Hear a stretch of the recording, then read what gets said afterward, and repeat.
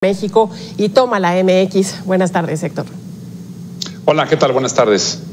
Héctor, primeramente, pues, ¿cuáles son, pues como los resultados hasta este momento? ¿Qué dirías que nos ha dejado este trabajo, esta búsqueda de que continúe la educación desde casa? Pues mira, muchas dificultades, ciertamente. Tecnológicamente es posible, tecnológicamente es viable. Lo que habría que observar y lo que hemos estado observando con distintas organizaciones es como la viabilidad social y cultural más allá de la tecnológica. Y ahí en encuestas que hemos realizado tanto a nivel estatal como a nivel local en comunidades de alta marginación, que son las que de por sí ya eran vulnerables, ahora se les agrega una serie de condiciones que las hacen más vulnerables. Ahí es donde hemos observado qué es lo que está pasando con la educación a distancia. Y ciertamente, digamos, para decirlo a grandes rasgos, pues todos estos temores de mayor deserción se están dando, todos estos temores de ampliar la brecha, ampliar el rezago con respecto a los países de la OCDE, por ejemplo, en donde ya presentamos un rezago, también se está dando. Se están dando no solamente problemas en el ámbito escolar, porque es importante tener presente que la escuela cumple muchas otras funciones, no solamente la de enseñanza y aprendizaje.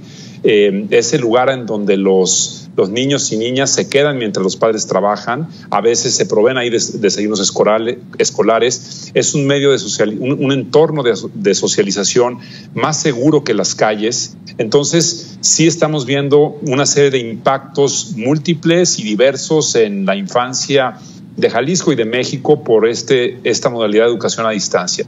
Realmente las soluciones que se han planteado desde el gobierno federal, como la transmisión de contenidos escolares por televisión, no está resultando en las mayorías de los hogares, y aquí les puedo compartir algunos datos, algunas estadísticas de lo que hemos recogido. Y pues bueno, a nivel estatal, pues realmente se ha hecho muy poco. Ciertamente se proveyeron materiales escolares, mochilas, etcétera. Sin embargo, en términos de la conectividad digital y el acompañamiento, pues es prácticamente nulo el apoyo que han tenido los pequeños y pequeñas de Jalisco. Entonces, pues sí, enfrentamos impactos serios y de largo plazo, que lo más importante, como advierte el Banco Mundial y otras organizaciones como la UNESCO, es que esto está teniendo impactos en las trayectorias de vida. Es decir, la deserción no es solamente escolar, sino desertan de un proyecto de vida educativo, laboral, etcétera, y se abren muchas otras posibilidades no necesariamente deseables para los niños y niñas, ¿no? Entonces, en términos generales, el panorama es de muchos impactos, es grave y realmente requería mucho más atención por todas las funciones que cumple la escuela. Héctor, ¿esto aumentará entonces la desigualdad que ya hay en nuestro país entre niños, niñas de diferentes regiones? ¿Cómo impactará en la desigualdad? Mira, ciertamente ya había una desigualdad muy importante entre, por ejemplo, la educación pública y la educación privada, ¿no? Con esta idea de que la educación pública pues es de mala calidad, y quien quiera aspirar a una buena educación tiene que pagar una educación privada. Ya era una brecha que teníamos en México particularmente, en relación con otros países de la OCDE, y aquí la situación de la pandemia incrementa la desigualdad, en el sentido de que no solamente es el tema de la calidad de los servicios que se prestan, sino ya entran más a jugar lógicas individuales de la capacidad de tener, por un lado, la tecnología adecuada. No solamente es un equipo que funcione, sino un internet estable, ¿no? que funcione, y el acompañamiento de padres y madres, ¿no? Tener a un padre o una madre que te acompañe es un privilegio, y quienes tienen el privilegio de un dispositivo, de una conexión y de un acompañante, se están distanciando mucho más de quienes no tienen estas posibilidades. Esto, por ejemplo, ha llevado a decir a la UNESCO que en un mismo grado escolar se esperan diferencias del tamaño de 7 grados escolares. Es decir, que una persona en sexto de primaria puede estar presentando rezagos, ¿no? Y un nivel educativo casi de la escala de un niño o niña de primero de primaria. A lo mejor es complicado decir esto, pero la verdad la capacidad de lectoescritura y en capacidad de matemáticas es donde se aprecia mucho más esta disparidad que no se veía antes, ¿no? Antes hablaban de que en un mismo grado podía haber una diferencia de 3 niveles. Bueno, ahora están hablando que en un mismo grado hay diferencias de hasta 6 niveles. Esto es lo que se proyecta con pandemia. Y esto, pues, como decíamos, tiene impactos en el proyecto, en la trayectoria de vida, ¿no? Y está debilitando la base económica con relación a países con los que competimos económicamente y que han tomado medidas más efectivas para continuar y proteger la educación de niñas y niños. Hay que tener presentes que algunos países de la OCDE han mantenido abiertas las escuelas, particularmente de la educación básica, porque ahí es donde se sienten más los impactos, ahí es donde hay menos capacidades para conectividad, necesitan más acompañamiento y es donde se forma la base, ¿no? Del aprendizaje, el interés, la socialización, etcétera. Entonces, sí entendemos que el aviso que se da hoy por parte del gobierno del Estado, pues claro, es bien difícil pensar que ahora se reanuden las actividades escolares, pero a lo largo de un año no se ha tenido un abordaje para cuidar a la población en edad escolar de estos graves impactos, ¿no? Entonces, lo que estamos solicitando es un programa especial de regreso a clases programado, no cuando estamos en un pico, evidentemente, pero que, por ejemplo, se ha visto que la población de 1 a 10 años no se enferma y no transmite, es decir, no aumenta los contagios y el impacto de la enfermedad. Entonces, hay medidas que se pueden tomar para guarderías, preescolar y primaria menor, por ejemplo, y quizá alumnos en edad ya de 11 en adelante, pues ya podrían tomar otros esquemas, ¿no? Pero la vulnerabilidad de los pequeños de 1 a 10 años es la que está anticipando mayores impactos en trayectorias de vida, ¿no? Oye, Héctor, nos dices que el apoyo en conectividad ha sido nulo y bueno, pues quien ha tenido la suerte de que sus papis los apoyen en las clases, pues qué bien, quienes no, pues difícilmente han podido seguir las clases. ¿Dirías que el gobierno ha abandonado a los pequeñitos a lo largo de este periodo, a pesar de todas estas clases de lo que está saliendo en televisión, de los que pueden acceder a Internet? Mira, hay un esfuerzo importante de una estrategia digital de conectar a Jalisco a la red Wi-Fi. Lo cierto es que en los barrios de más alta marginación ni siquiera los proveedores privados están proveyendo este servicio, ¿no? Cualquiera de ustedes que se haya intentado conectar a las redes públicas se dan cuenta de la limitada capacidad y de lo inestable que es la prestación de este servicio. Entonces, es todavía una aspiración. Yo creo que, por ejemplo, los montos que se pidieron para el préstamo, en lugar de construir carreteras, en lugar de dedicarlos a otro tipo de proyectos, debieron haber priorizado la reducción de la brecha digital, por ejemplo. Y ciertamente, a ver, una de las cuestiones que las familias reportan como que más ha afectado la situación en general de los hogares y también la educativa es la pérdida de ingresos. Entonces, las cuotas escolares aún en escuelas públicas, aún en universidades públicas, ha sido la razón por las que abandonan la escuela. O sea, no es solamente una cuestión de acceso a tecnología, es una cuestión económica de los hogares que ha obligado a que más personas trabajen por la reducción de los ingresos domésticos, incluso a que niños trabajen y, por supuesto, que se encarguen de tareas de cuidado y en el hogar, que sabemos que es un trabajo que también debe valorarse, que también debe cuidarse y no solamente es algo que debe tomarse por sentado. Entonces, sí, no ha habido apoyos económicos para las familias. Hubo por un par de meses que se mediatizaron mucho, pero se dejaron de dar, ¿no? No ha habido apoyos para el acceso tecnológico, el acceso a dispositivos. Hicimos una campaña entre organizaciones de la sociedad civil que alcanzó a cubrir algo, pero realmente muy poco en comparación, y no ha habido una reducción de la brecha digital significativa en Jalisco. Entonces, no sabemos cuánto tiempo más va a durar esta situación y al inicio de la pandemia el Banco Mundial hizo una estimación del impacto que tiene en el Producto Interno Bruto esta suspensión de escolar por 3 meses. Llevamos ya casi un año y vamos para otro año y medio, digamos. El impacto que estimaban para 3 meses era de 10 trillones de dólares, o sea, una cantidad inmensa, ¿no? Y que podía significar alrededor del 5% del Producto Interno Bruto. Tan solo 3 meses de interrumpir los ciclos escolares, de formar la base económica. Los impactos a largo plazo que esperamos son mayores, entonces convendría invertir, porque realmente es eso, una inversión que tendría impacto en nuestra economía en los años venideros. Entonces, sí, yo creo que es una gran tarea pendiente de los gobiernos en general y particularmente pues estamos en Jalisco, del gobierno de Jalisco, ¿no? Héctor, estamos hablando y se habla mucho de esta brecha digital y la conectividad, pero el Aprende en Casa 3 priorizó un poco la televisión para mandar ahí las clases en escuelas públicas, en educación pública. ¿Estará teniendo resultado esta falta de interacción que a lo mejor en la educación da la televisión y en algunos lugares la radio? ¿Qué sucede con esta educación a través de la TV y de la radio? Bien, en una encuesta, en una de las encuestas que hicimos, digamos, a través de otras organizaciones, identificamos que el 57% de las familias tiene solo una televisión, ¿no? Es decir, la televisión sí está presente en las casas, ¿no? Pero en el 57% de los casos tiene una sola televisión y el promedio de niños en edad escolar en un hogar es de 4.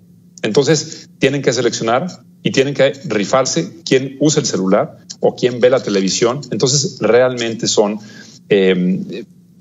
alternativas que no consideran la complejidad de las familias en situación de mayor vulnerabilidad. Por ejemplo, el 60% de las familias no tiene acceso a Wi-Fi en el hogar, ¿no? Tienen que pagar planes de recarga, lo que hace muy costoso el acceso a Internet, ¿no? Y en un contexto en donde la economía familiar tiene muchos aprietos. Y pensamos que en todos los hogares hay celulares, pero el 42% de los hogares que entrevistamos tiene solo un celular. Entonces, sabemos, por ejemplo, de una organización que trabaja en Tonalá, que fue una de las soluciones para la crisis económica de los hogares fue empeñar los celulares, ¿no? Entonces, muchos hogares que en las encuestas dicen que sí tienen celular, en realidad ya no lo tienen, y en el 42% de los casos tienen un solo celular y 4 o más niñas y niños. Entonces, la verdad es que ni qué decir del acompañamiento, ¿no?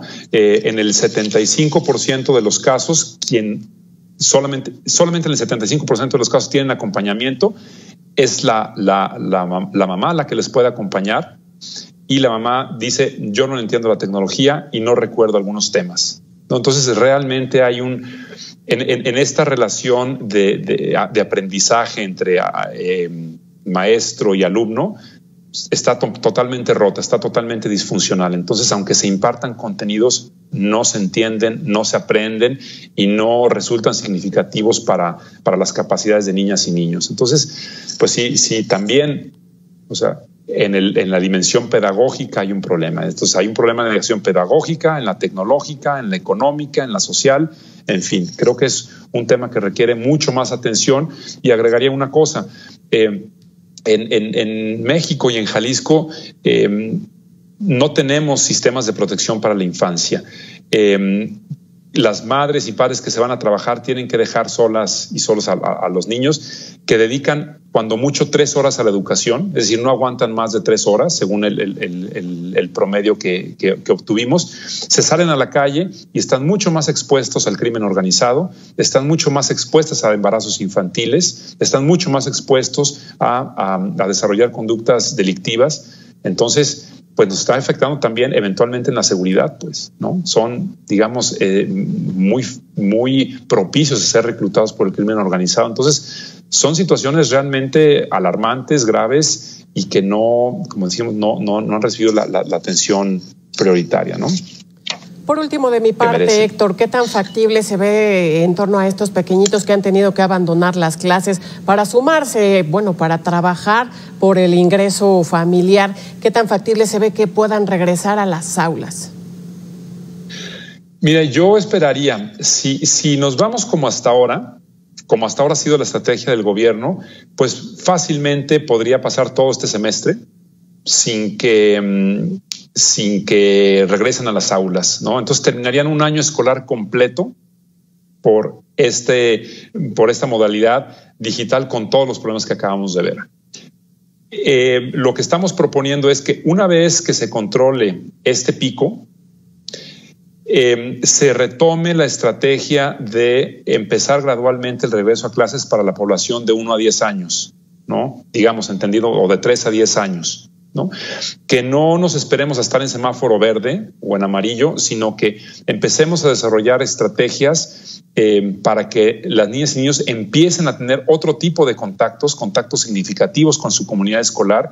Y eso va a ser una motivación importante para continuar con otra modalidad no necesariamente digital, en donde ya se puedan entregar materiales, se pueda revisar presencialmente algunos temas. Y creemos que si el gobierno pone ahí las prioridades, realmente se puede reducir significativamente el riesgo en esta población, que, como decíamos, se enferma muy poco, transmite muy poco la enfermedad. Nos decía un doctor del Hospital Civil, cerraron el área de pediatría, ¿no? de COVID, porque inicialmente esperaban muchos casos y no han recibido casos de este grupo poblacional, ¿no? Entonces ahí hay evidencias que nos dicen, si lo hacemos con cuidado, realmente podemos empezar a disminuir una serie de impactos, en fin, y que generan otras dinámicas que también nos ponen en riesgo. Entonces creemos que el regreso a escuelas, lejos de aumentar el riesgo, puede ayudar a mitigar algunos riesgos, incluso del mismo COVID, ¿no?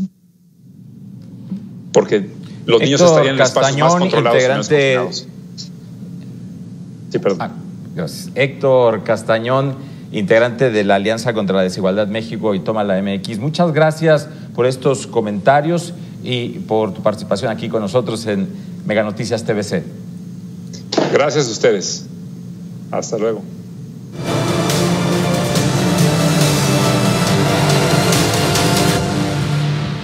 Continuando con temas que tienen que ver con la COVID-19, México registró un nuevo récord de contagios. En 24 horas hubo 16,468 casos de COVID-19 y 999 muertes.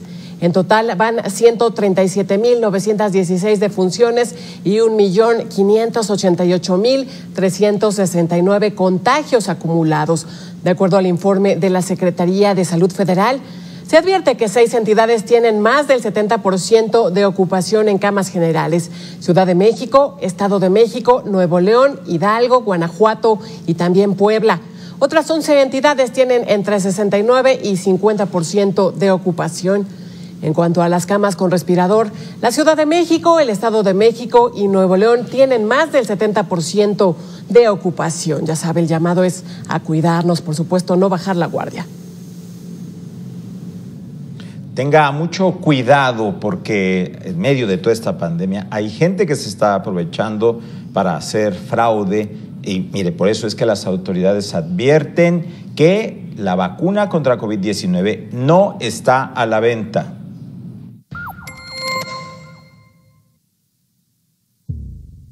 La ansiedad por conseguir la vacuna contra la COVID-19 puede llevar a las personas a ser víctimas de fraude. El Colegio de Médicos de Colima reconoce que, en México, se han detectado casos de personas que supuestamente ofertan el biológico para adquirir inmunidad contra el virus SARS-CoV-2. Sin embargo, esta vacuna puede adquirirse únicamente a través de las autoridades sanitarias. La vacuna no está y no estará próximamente a la venta del público en general. Es decir, que cuando alguien vea que le están ofreciendo la vacuna en algún lugar, pues tenga doble precaución. Pagar por esta vacuna no solo implicaría una pérdida económica, también un grave riesgo para la salud, pues al no ser el biológico genuino, se desconocen las sustancias que podría contener. Pues no sabemos qué tipo de reacción pueda tener a su organismo y por otro lado le haga creer que ya tiene una inmunidad que es falso. Y entonces podrían esas personas relajar las medidas de prevención contra el coronavirus. El Colegio de Médicos de Colima no tiene reportes de personas víctimas de este fraude y llama a la población a esperar su turno en la estrategia de vacunación nacional. Lo recomendable es esperarse. Nos va a tocar la vacuna de acuerdo a una calendarización que estará siendo expuesta por parte de las autoridades de salud. Y bueno, pues hay que esperar, es mejor. Y en lo que nos llega la vacuna, pues las medidas de prevención son las principales. Alejandra Erechiga, Mega Noticias. Revisemos el avance que ha tenido el coronavirus en el mundo durante las últimas 24 horas. China, donde en el último día se han registrado 173 casos nuevos de COVID-19. En Europa se reportaron 247.383 casos. En el continente americano, 352.273. En África, 27.243 infecciones y en la región del Mediterráneo se presentaron 27.824 casos nuevos de COVID-19. Por ello, este viernes se reportan más de 93.418.000 casos de personas infectadas por el nuevo coronavirus. Y fíjese usted, este viernes estamos llegando ya a los más de 2 millones de defunciones, lamentablemente. Vamos ahora a un recorrido internacional. El primer ministro italiano Giuseppe Conte emitió este viernes un nuevo decreto extendiendo las restricciones para mantener controlados los contagios de COVID-19 después de que el Ministerio de Salud advirtiera que la epidemia estaba empeorando. Los casos registrados diariamente oscilan entre 15.000 y 20.000, lo que se compara con un pico de alrededor de 40.000 a mediados de noviembre. Pero la presión sobre los hospitales sigue siendo alta. Entre 400 y 600 personas mueren por el virus cada día y el gobierno teme que el número aumente.